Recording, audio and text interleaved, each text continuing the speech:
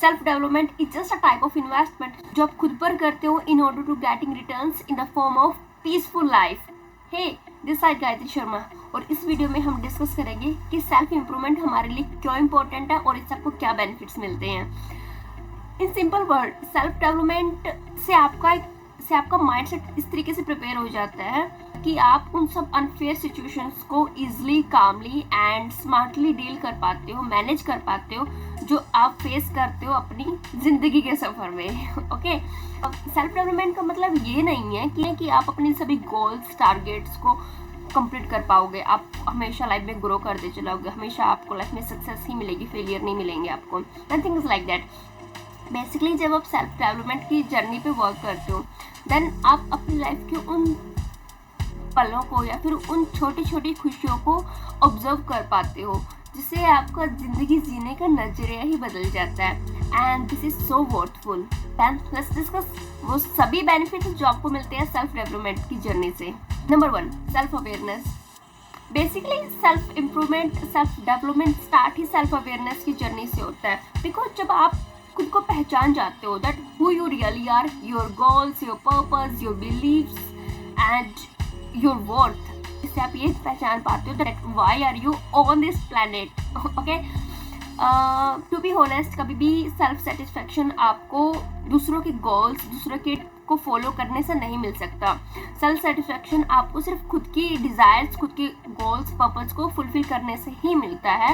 And जब आप अपनी गोल्स, ड्रीम्स की जर्नी पर वर्क करते हो, देन उस कंप्लीट प्रोसेस से आपको जो प्लेजर मिलता है, that's really amazing.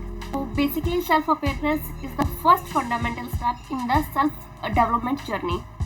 Point number 2, a sense of direction.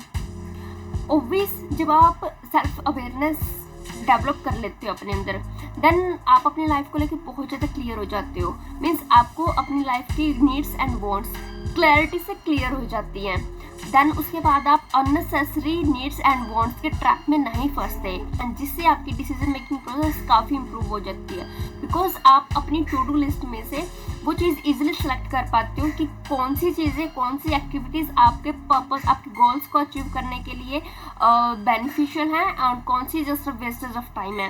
Then आप बिना किसी हसल के, बिना किसी ट्रैप के राइट डायरेक्शन पे निकल पड़ते हो, and that's make your life more easier. Point number 3, improve focus and efficiency. Basically ये सभी पॉइंट एक दूसरे से कनेक्टेड है। बिकॉज जब आप अपनी लाइफ को लेकर क्लियर हो जाते हो एंड आपको अपने ऑब्जेक्टिव्स, अपने goals, what to do and what not to do, ये सब क्लियर हो जाते हैं, देन आप फोकस के साथ अपने गोल्स पे वर्क करना स्टार्ट कर देते हो। क्लैरिटी मिलने की वजह से आपके लिए आपके ड्रीम इम्पोर्टेंट हो जाते हैं, तो आप बिना किसी कंफ्यूजन के आप डायरेक्टली उन पर वर्क करते हो, जिसकी वजह से आपका फोकस अपने वर्क के लिए बढ़ जाता है।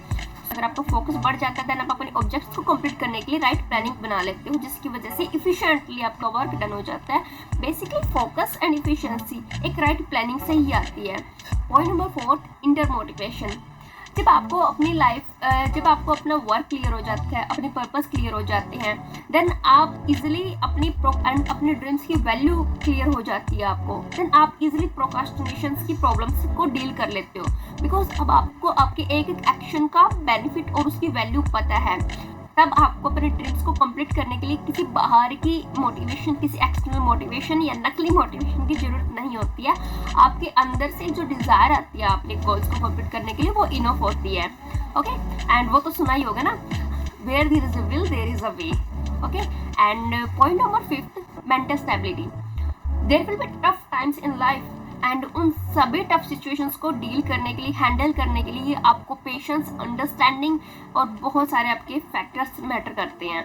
और जब आप अपने इमोशंस को कंट्रोल करना सीख जाते हो, आप अपने इमोशंस पे कंट्रोल कर लेते हो, देन अपनी लाइफ में बिना कोई भूकंप लाए आप अपनी सभी प्रॉब्लम्स को इजीली एंड कामली उनको सॉल्व कर लेते हो, जिसकी वजह से आपकी लाइफ काफ़ी स्मूथ हो जाती है। So that's a mental stability.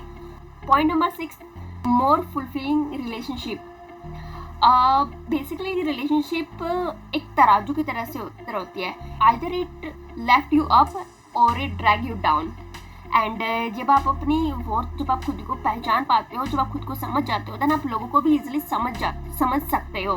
Then आप अपने उन रिलेशंस को इजीली फाइंड आउट कर पाते हो जो एक्चुअली आपकी लाइफ में मैटर करते हैं और कौन से रिलेशन ऐसे हैं जो आपके लिए जस्ट वेस्टेज ऑफ टाइम है। जब आप इन दोनों रिलेशंस को एनालाइज कर पाते हो, तो दोनों कैटेगरी के लोगों को एनालाइज कर पाते हो, देन आप अपने एफर्ट्स एक टॉक्सिक रिलेशन को इम्प्रूव करने की बजाय अपने उन रिलेशंस को इम्प्रूव करने पे लगाओगे जो आपकी लाइफ में एक्चुअली में गुड इम्पैक्ट डालते हैं। At the end self improvement में काफ़ी टाइम लगता है और काफ़ी आपको छोटी मोटी प्रॉब्लम भी आपको फेस करनी पड़ती हैं।